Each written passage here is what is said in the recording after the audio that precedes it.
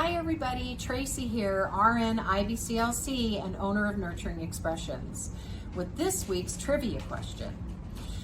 So if my baby has an obvious tongue tie, but it's not causing any breastfeeding issues and baby's gaining weight, does it need to be revised? And you guys were pretty split on this week, which was really cool. So yeah, my short answer on this is yes.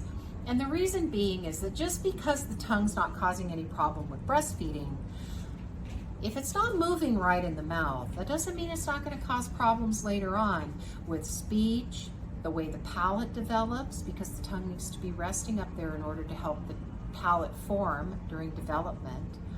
Also with sleep apnea later on in adulthood. So those are all very important reasons. And also you got to be able to clean your teeth as you're growing up too, and as an adult you need to be able to swipe your teeth and be able to clean your teeth to prevent cavities. So those are all really good reasons, and there's a whole bunch more.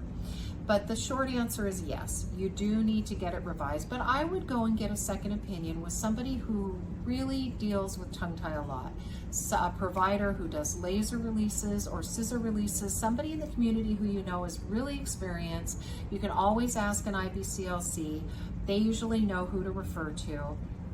And I would highly recommend, but make sure you get with somebody who really knows about tongue function and how all of that affects as baby's developing. So that's this week's trivia question. Y'all did a great job. We're going to be doing a drawing shortly, and so stay tuned to see who won this week, and we'll be back here again next week. And now if you guys also, if you have any questions, because this is a bigger issue, it's not just a black and white with tongue tie, you can always DM me and I am happy to answer your questions.